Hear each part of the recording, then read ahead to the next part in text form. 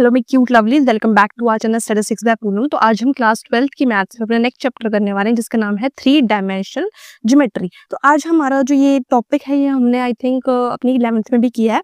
सो इसको आगे मतलब रखते हुए हम पहले इसको करेंगे। उससे पहले मैं आपको एक चीज़ बता दूं, अगर आपको पूरी थ्रू आउट दिस वीडियो में अगर कोई भी डाउट आता है तो आप कमेंट सेक्शन में मुझे बता सकते हो मतलब बिना हिचकिचाए हुए। और सेकेंड थिंग इज कि डिस्क्रिप्शन में लिंक्स हैं, आप उनको भी देख सकते हैं। तो पहले स्टार्ट करते हैं coordinates of a point in space. तो मतलब स्पेस पे हमारे जो कोऑर्डिनेट्स होते हैं उनका मतलब क्या होता है। सो मीनिंग है this tells us how to locate a point in 3D space using 3 values which is x, y and z। तो मतलब हमारे पास जब x और y और z जो 3D स्पेसेस होते हैं like this, okay 3D spaces आपको पता है जिसमें हमारे पास 3 साइड्स होती हैं। तो उस केस में हम कैसे उस चीज को एनालाइज कर पाते हैं, अपने पॉइंट्स को लोकेट कर पाते हैं, तो उस चीज को हम बोलते हैं 3 डायमेंशनल ज्योमेट्री। अब इसको इजी एक्सप्लेनेशन अगर मैं आपको बताने की कोशिश करूं तो इसकी इजी एक्सप्लेनेशन है just like you use X Y to locate a point on a flat surface. For example हमारे पास ये है एक्स एक्सिस है और ये वाई एक्सिस है। नॉर्मल अगर मैं बोलूँ कि एक्स एक्सिस पे 2 यहाँ पे पॉइंट करना, तो आप 2 यहाँ देखोगे, आप 4 यहाँ देखोगे, जहां पर ये पॉइंट यहाँ पर मैच कर रहा है वहां पर आप इसको प्लॉट कर दोगे। तो इस केस में क्या है कि जब हम 3D में काम करते हैं, 3D में क्या होता है, जैसे आप अपने रूम के एग्जांपल ले लो, जहाँ पे आपके पास लेंथ है, आपके पास ब्रेड्थ है, साथ में आपकी हाइट भी है रूम की। Got it. तो जैसे भी आपको लेना है, मैंने इस तरीके से लिया है। 3D मतलब तीन उसमें एक्सिस होंगी। तो एक्स में बोल सकती हूँ कि लेफ्ट एक्सिस, लेफ्ट या राइट जो भी आपको लेनी है, मैं राइट ले रही हूँ, ठीक है। और जो वाई होती है वो फॉरवर्ड या बैकवर्ड होती है, तो मैंने फॉरवर्ड वाली ली है वाई। और जेड होती है up and down, so this is my Z. अब समझ आया 3D क्या होता है। अब इस केस में अगर मैं बोलूँ एग्जाम्पल बोलूँ 5 मीन्स 3 यूनिट्स अलोंग ये 3 यहाँ पे, 2 यूनिट्स बोलूँ तो 2 यूनिट्स यहाँ पे, ठीक है। वाई पे 5 यूनिट्स मतलब जेड पे। सो ये जो 3 डायमेंशनल जो बनता है, 3 dimensional, this is your 3 dimensional space. Okay. अब नेक्स्ट है हमारे पास कि हम इसमें डायरेक्शन कोसाइंस और डायरेक्शन रेशियोज किसे निकालते हैं। पहले तो मीनिंग देखते हैं। So these help us describe the direction of a line in a space. ये हमें बताते हैं कि हमारी लाइन किस तरीके जानी चाहिए। फॉर एग्जांपल मैंने तो अभी यहाँ पर बनाई है ऐसे, क्या पता एक्स एक्सिस ऐसे जा रही हो, वाई एक्सिस ऐसे जा रही हो और जेड एक्सिस ऐसे जा रही हो, मे बी अलग अलग पॉइंट्स हो सकते हैं। तो हम उसको कैसे एनालाइज कर सकते हैं। तो ये डायरेक्शन कोसाइंस जो है या डायरेक्शन रेशियोज जो है वो हमें हेल्प करते हैं कि हम अपनी डायरेक्शंस लाइन में कैसे रख सकते हैं इन स्पेस। स्पेस मतलब 3D डायमेंशनल। ओके।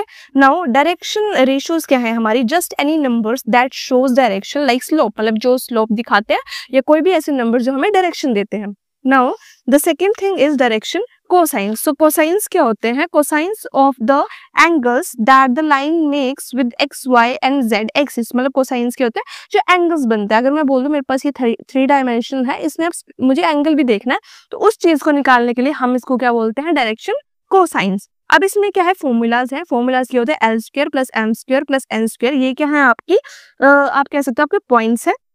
इसमें क्या होता है कि इफ डायरेक्शन रेशियोज आर, मतलब मेरी डायरेक्शन रेशियोज जो है वो ऐसी है, तो उस केस में मैं क्या कर सकती हूँ, direction cosines are found by using each by. तो हम उसमें से डायरेक्शन कोसाइंस कैसे फाइंड आउट कर सकते हैं, हम क्या करेंगे, अंडर रूट करेंगे और जितने भी हमारे वैल्यूज हैं उनका स्क्वायर करके उनका अंडर रूट निकाल के हमारे पास वैल्यू आ जाएगी। सो वैल्यू आप देख सकते हो ये है।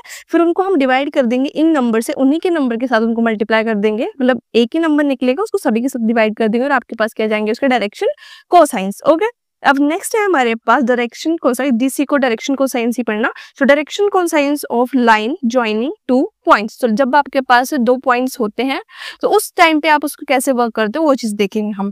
You can find the direction of line if you know 2 points on it. अगर आपके पास 2 पॉइंट्स है और अगर आप उनको जानते हो तो उस केस में आप उसके साथ कैसे वर्क करोगे वो चीज आपको देखनी है। Okay. So direction ratios is equal to difference in coordinates. जो डायरेक्शन रेशियोज होती है वो क्या होता है, डिफरेंस इन कोऑर्डिनेट्स। मतलब जैसे x2 minus x1, y2 minus y1, z2 minus z1। Okay. So then use these to find direction cosines. तो इसको हम यूज कर सकते हैं जब हमारे पास लाइन हो, lining two points joining by a line. Okay. अब नेक्स्ट है हमारे पास equation of a line in space. Space में कैसे करना है। सो मीनिंग है tell you how to write a line in 3D। ये बताता है आपको कैसे आपको 3D लाइन में एक चीज को, एक लाइन को 3D में कैसे लिखना है। ठीक है। तो पहली बात तो यह कि हमारे पास होते हैं वेक्टर फॉर्म। हमारे पास वेक्टर्स क्या होते हैं, सो इस केस में using positions and directions vectors, इसमें हम पोजीशन एंड डायरेक्शन वेक्टर्स को यूज करते हैं। कार्टेशियन फॉर्म क्या होती है, using X Y and Z. X Y and Z क्या है, आपकी एक्सिस है। ओके उसमें और आपको डायरेक्शन रेशियोज यूज करनी पड़ती हैं। अब हम देखते हैं कि वेक्टर और कार्टेशियन के अलग अलग फॉर्मूलाज क्या है। तो यहाँ पर फॉर्मूलाज हैं वेक्टर का R vector is equal to A vector plus lambda B vector. Okay Cartesian के केस में ये फॉर्मूलाज क्या है, X minus x1 upon a, y minus y1 upon b, z minus z1 upon c is equal to आपको सिर्फ formula याद रखना है, नथिंग एल्स। ओके अब इसके बाद है हमारे पास नेक्स्ट है which is angle between two lines। तो angle between two lines में क्या है, the angle made where two lines meet or intersect in space। तो जहां पर हमारा एंगल जो मिल रहा है कि दो लाइन से, फॉर एग्जांपल अगर मैं बोल दूं मेरे पास दो लाइन है, अच्छा नहीं बना, लेट्स जिससे मेरे पास ये दो लाइन मीट कर रही है यहाँ पे, ठीक है, and angle made where two lines meet और इंटरसेक्ट इन स्पेस। तो मेरे पास ये फॉर एग्जांपल मेरी ये लाइन जा रही है ए, ये मेरी ये ए लाइन है और ये मेरी बी लाइन है, दोनों जा रही है, तो यहाँ पर ये इंटरसेक्ट होंगी, बीच में कट गई, तो इस जगह पे मुझे इसका एंगल चाहिए, तो वो चीज हमें निकालनी होती है, तो उस चीज को हम निकालते हैं फॉर्मूले से कोस थीटा। कोस थीटा ये हमारा फॉर्मूला है, is equal to b1 vector plus b2 vector, sorry into b2 vector, multiply कर रहे हैं हम वेक्टर्स को, upon mode of b1 vector अलग से फिर b2 वेक्टर अलग से, इन दोनों को क्या करना है हमें फिर मल्टीप्लाई निकालना, और ऊपर वाले वेक्टर्स तो अलग से मल्टीप्लाई हो ही जाएंगे। Use dot product and magnitude of direction vectors, हमने इसमें प्रोडक्ट यूज किया, ये आपका प्रोडक्ट होता है ये वाला, and magnitude of direction vectors, ठीक है, मैग्नीट्यूड ऑफ डायरेक्शन वेक्टर्स आपके वेक्टर्स, ये जो भी साइन लगा होता है ना किसी भी के ऊपर, फॉर एग्जांपल बी के ऊपर लगे तो वेक्टर बन गया। Got it. नाउ नेक्स्ट है हमारे पास shortest distance between two lines. जब भी हमें किसी दो लाइंस के बीच में शॉर्टेस्ट डिस्टेंस फाइंड आउट करना है तो ये हम करते हैं use the smallest gap between two lines that don't meet called skew lines. तो जब भी हमारे पास स्मॉलेस्ट गैप होता है इन बिटवीन टू लाइंस तब हम इस चीज को यूज करते हैं जिसको बोलते हैं हम शॉर्टेस्ट डिस्टेंस बिटवीन लाइंस।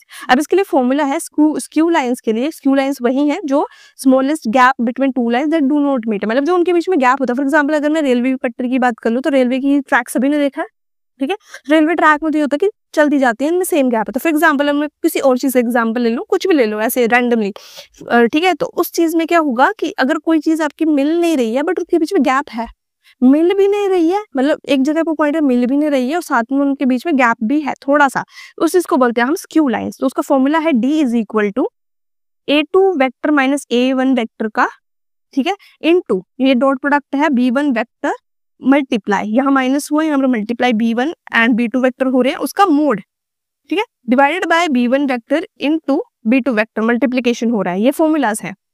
ये चीज अगर आपको पैरेलल लाइंस में निकालनी है, जिसमें आपको रेलवे लाइन का ट्रैक बताया, या आप मेट्रो सिटीज में रहते हो तो आपको मेट्रो स्टेशन की जो ट्रैक्स होते हैं उनका होगा, तो उसका डिस्टेंस कैसे फाइंड आउट कर सकते हैं, d is equal to mod, इस चीज में आपने माइनस किया था सेम रहेगा, इस केस में जो आपने मल्टीप्लाई किया था वो नहीं होगा, सिंपल सिंगल वेक्टर रहेगा which is b vector upon b vector का कह सकते हैं मैग्नीट्यूड। ओके अब इसके बाद क्या है, distance of a point from a plane. तो इस केस में हमें डिस्टेंस निकालना है ऑफ अ प्लेन, तो वो कैसे निकालेंगे, how far a point is from a plane in 3D, तो मतलब कैसे वो पॉइंट दूर है उस 3D से, तो हम फाइंड आउट कैसे करेंगे। For example 4 point x1 y1 z1 and plane ax plus by plus cz plus d is equal to 0, ये हमारे पास वैल्यूज दी होंगी, हमें बस उसके कंपैरिजन नहीं हमें आंसर निकालना है, डोंट वरी, ठीक है।